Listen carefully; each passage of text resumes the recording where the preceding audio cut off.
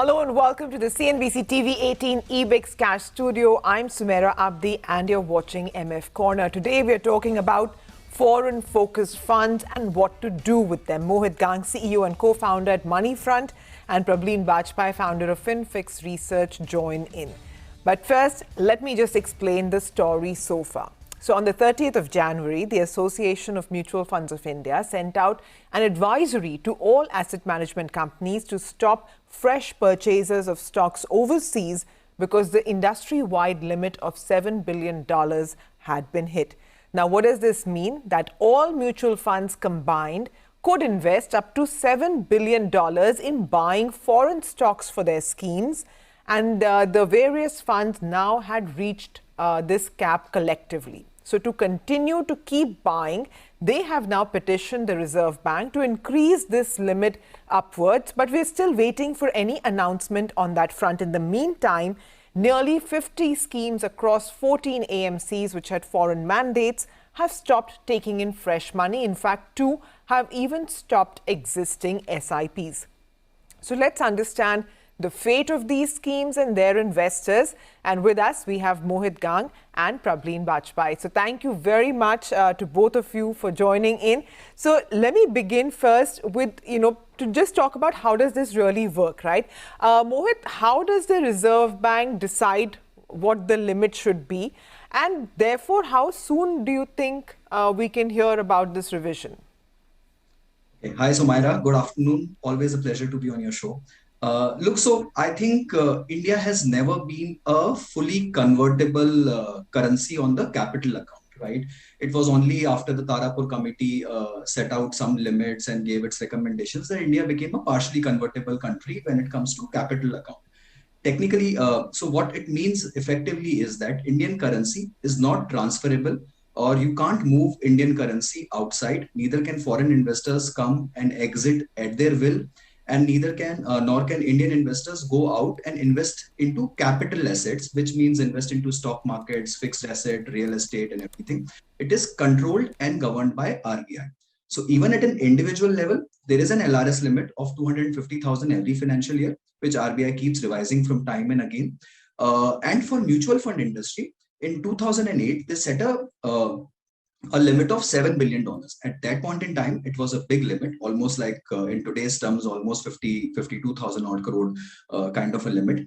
But last 2 years itself, the AUM in overseas investments have actually grown 10 times, and the number of schemes have doubled or more than doubled just in last 2 years. And now we are here where we are, where we've reached that $7 billion kind of a cumulative limit.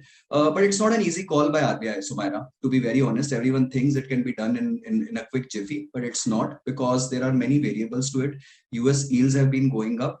There is any which ways Indian currency is under a lot of pressure because the yields have been going up, and foreign investors will pull out money from the markets if the US yields continue to increase, which is a very likely scenario given that they have indicated 3 rate hikes this year, right? So it's a very tricky rope walk for the RBI.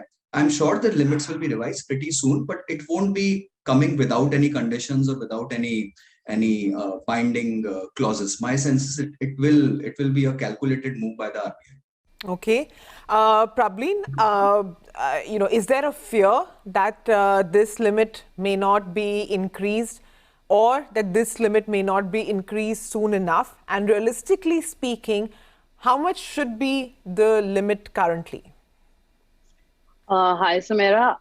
I partially agree with what Mohit has said, that this may take time and there may be reservations. But if we are a developing country and if we need to, progress further, I think these sort of restrictions would only hamper the progress of the industry and as an economy on the whole.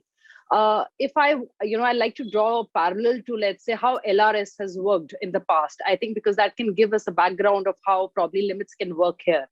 LRS, which is, for an individual level, if you want to send your kids abroad, so you of course have to transfer money, or if you want to invest directly in stocks outside, you need to travel, or for vacation purposes. So this was introduced in 2004, and the limit at that time was only 25,000 per individual USD. And then eventually in December of 2006, it was increased to 50. So it was doubled. By May of 2007, again, it doubled and it became 1 lakh US dollars per individual. And by the end of that year, 2007 September, it was again doubled to about 2 lakh per person USD. And Sumaira, interestingly, in August of 2013, August 2013 was a year which was tricky economy wise, and globally there were issues on the financial front. RBI had actually reduced this limit back to $75,000 per individual. And gradually it was again revised in 2014 and 15, and it now stands at 2,50,000 USD per individual. So what I feel here that RBI would, so there's always a scope for them to, let's say, lay restrictions or to go back to the limit that they set.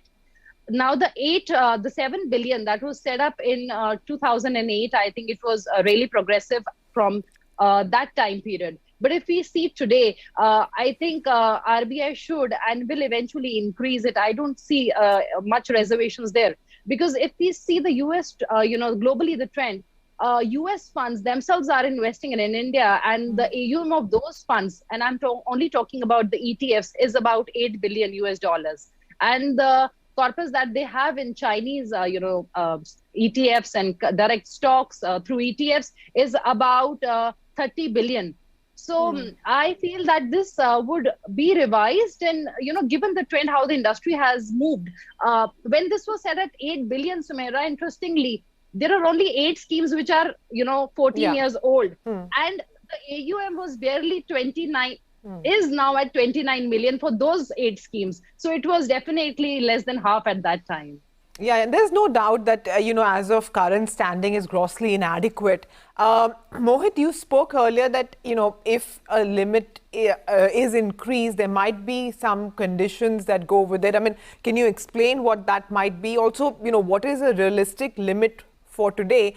And, someone I was speaking with earlier suggested that maybe the limit should be dynamically linked to the growth of assets in these funds. I mean, is that a plausible solution? And, what could be the possible solutions here?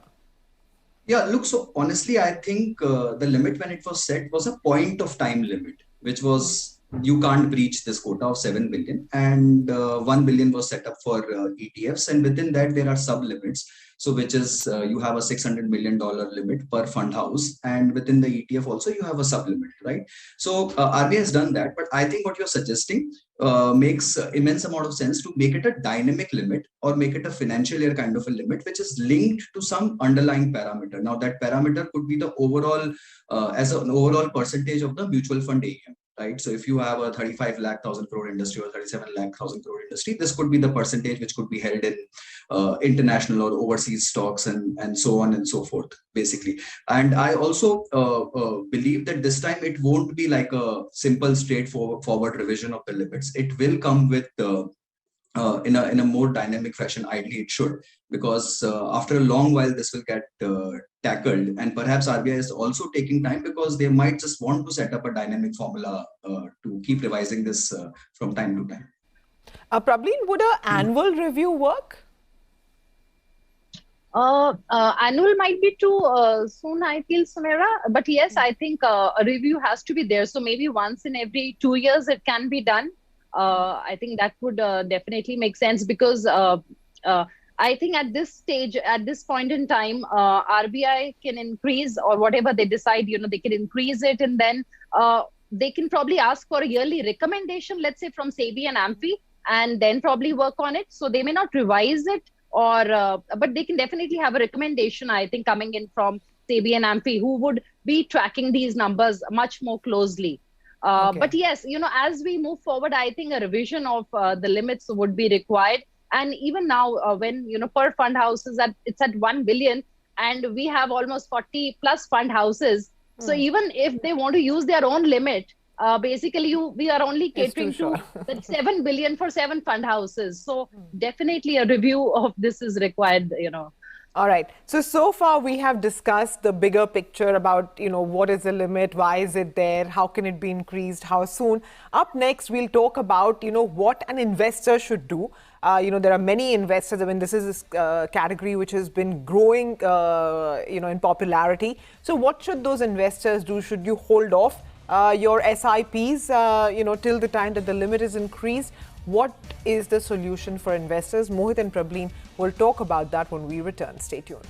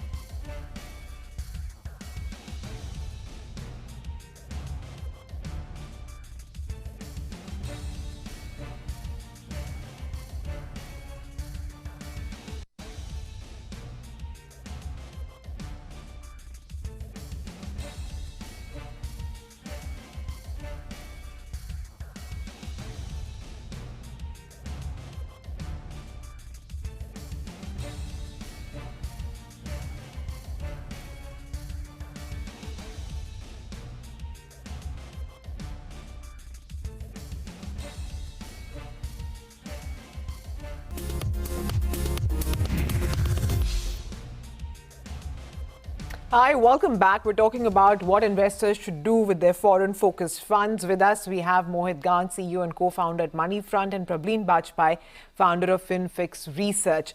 So, Prableen, we have spoken about, the bigger picture. But the one thing that everybody wants to know now is what should existing investors do? Because, pretty much every scheme has stopped fresh inflows, but few have even stopped existing SIPs and STPs. Is that a trend that could catch on, that even existing SIPs and STPs may be stopped by AMCs? And in any case, what should investors do in the interim?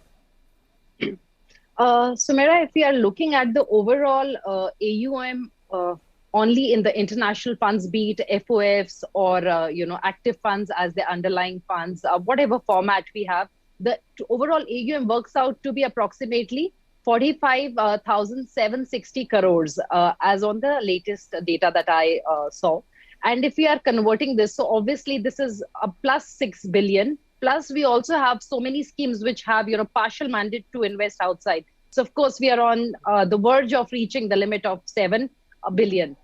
So even the AMCs which are currently allowing inflows would at some point, if the limit is not increased, will have to probably put further restrictions that they don't take SIPs. Having said that, there are a couple of schemes which are open, and investors, existing investors, firstly for them, I think there's no need to panic. Whatever money has been invested continues to remain invested. And if they wish, they can withdraw that money and do a SWP. Redemptions are open. Obviously, their investment should keep going. And if their limit is not increased, then there will be a review which will be required in their own strategies. But I think at least 2 to 3 weeks must be given before a decision is taken. And for couple of schemes, investors who are looking to still invest outside, there are a couple of schemes which are still open, Sumaira, because the underlying assets there are the overseas ETFs. For example, Kotak, ABSL, Nasdaq funds. The underlying ETFs are overseas ETFs, so those are open. The DSP Global Innovation NFO is open. But of course, all these will be subject to limitations going forward, any inflows that we are taking. So I think the only way out here is to have an extension of the current capping that we have. And if that is not done, then I think majority of the investors would eventually move towards directly investing outside, wherein they would be using their LRS limits to invest. And one more point, Sumaira, I want to add here, that unlike, when we're sending our kids abroad under LRS or any other remittance outside, that doesn't come back. But when we're investing outside the country, today, yes, there is an exchange rate and, the conversion into USD will take place. But this is the kind of money which would also come back into the country. So, we would also see that these limits go up and down, and this is not a permanent outgo from the country. I understood, yeah.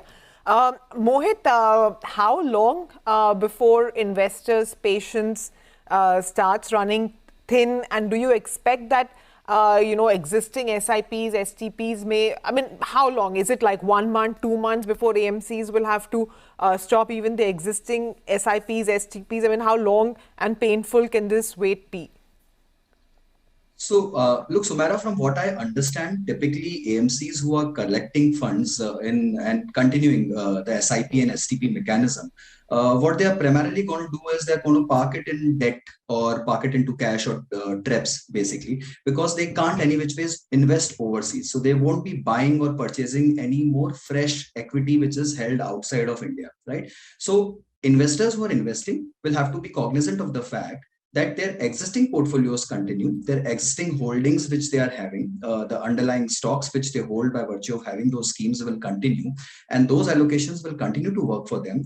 But the fresh monies which they are putting in might perhaps not work for them in the same fashion as it was doing before. Having said which, I think I agree with Prableen out there that we need to wait for a month. If RBI revises the limit within this month, then I think well and good, we are back on track. But if not, then it can take any longer. And then it's anyone's guess what would be the clauses and when would RBI actually come out and revise. And then I think perhaps it will be a time for investors to kind of at least stop their existing SIPs, because if the money is not going for actual purpose, then there's no point investing into existing SIPs. And also, few schemes which are ETF oriented, which continue to take investments, I think those are open and investors can consider that for their fresh international allocations. But Mohit, this interim won't impact the performance in these schemes? It should ideally, yes, because if you hold more and more in cash, I think that impacts the performance somewhere, because finally the mandate is to hold in overseas equities and you're not fulfilling that mandate, right? So definitely it will impact. 1 month, I think, is a good enough time period for every investors to wait and watch and see what RBI kind of does out here. Otherwise, I think stopping fresh SIPs should be a good call, and continuing with your existing investments, which you should, because that's part of your international allocation. I'm sure everyone has done that by virtue of their overall financial plan and risk profile and everything. So that should not be tampered with. But putting fresh funds, you will have to reconsider if nothing happens on the revision of limits. All right, Prableen, Mohit, thank you very much for explaining this topic to us and also for advising investors. So for now, anybody who has money being invested in foreign-focused funds needn't be alarmed. There's no cause for that yet. The petition is with the Reserve Bank, and pretty much everybody I speak to says that the limits will be increased. The only question remains to what extent and when. Well, for that, we have nothing else we can do except wait and watch. Thanks very much for watching. Do stay tuned in. The team of Closing Bell joins you next.